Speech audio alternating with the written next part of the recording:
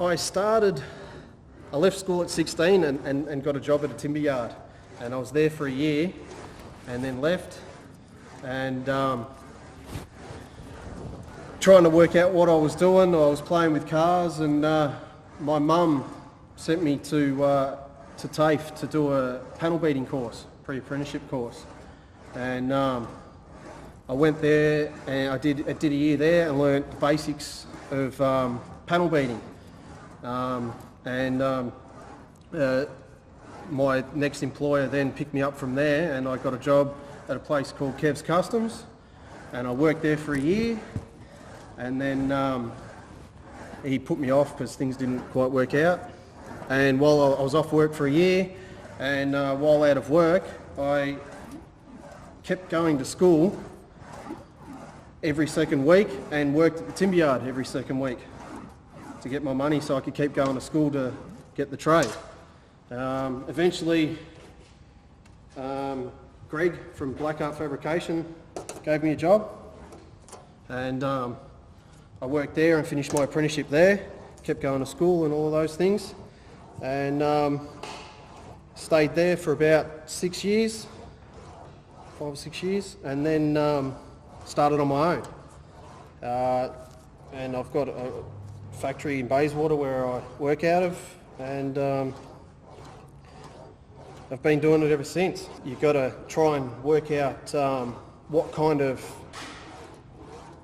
to what point of the trade you want to do, whether it be cars or all that kind of thing. So if it is cars, then you've got to work out what level that you want to work to, and find someone that can train you in that area and train you well at it too.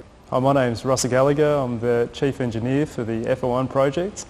I've been working on the project for 8 years now, and my responsibility on the project is to design and oversee the fabrication of all the components within the chassis. So that includes the primary structure itself, the suspension, the brakes, the steering, engine, powertrain, and all the other related bits and pieces that are bolted to the car. I studied at Deakin University. I did a double degree, mechanical engineering, but also commerce. And the way I got into the automotive industry was through the FR-1 project. I took up the opportunity to get some industrial experience within the engineering field, and I started working on various smaller brackets and bits and pieces with Brian, and then over the course of the years that developed to be developing the full chassis and related parts.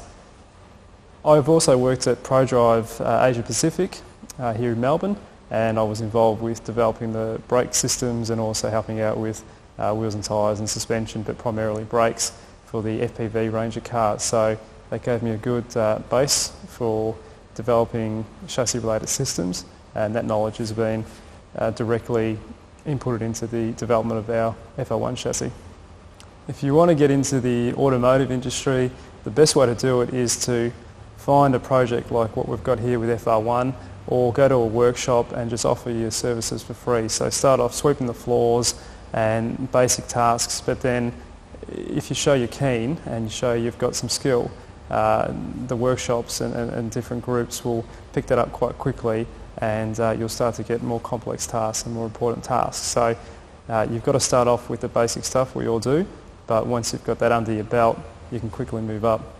For engineering related careers, you're going to have to go and do a 4-year minimum university degree. There's numerous universities that offer it. Deakin's one obviously, but RMIT, Melbourne University, Swinburne, Monash, they all offer degrees.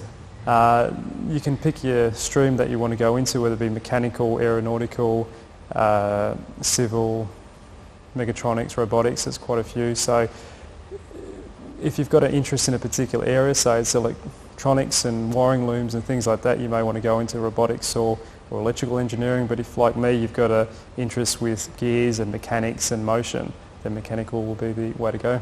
My name's Jason Bonner. I work for Boeing Aerostructures Australia. I've been there for 16 years. I'm employed there as a manufacturing leader. I look after the F-18 Hornet program, the composite layup side of the trailing edge flap. Involves about 15 to 20 people. I'm down here working on the FR-1 project, helping with the composite layup, which involves carbon fibre fabric and the use of a foam honeycomb, or a foam product they're using as inserts. They're using foam here. We use honeycomb and a product called roller cell, which can be machined to any shape. And you can bond it into the layers of carbon fibre, and it can form like a structural body inside the composite layup. I was first employed at Boeing Aerostructures Australia back in 1994. I was employed there as a carpenter. I've done my apprenticeship in carpentry and worked in the building industry. And there was an advertisement there for a tradesperson. I went there, was successful and got the job, and they just want your basic skills in different trades using different machinery, and they train you to use all their machines, products, and set you on a good career path. A lot of opportunities in Boeing to go into many different areas.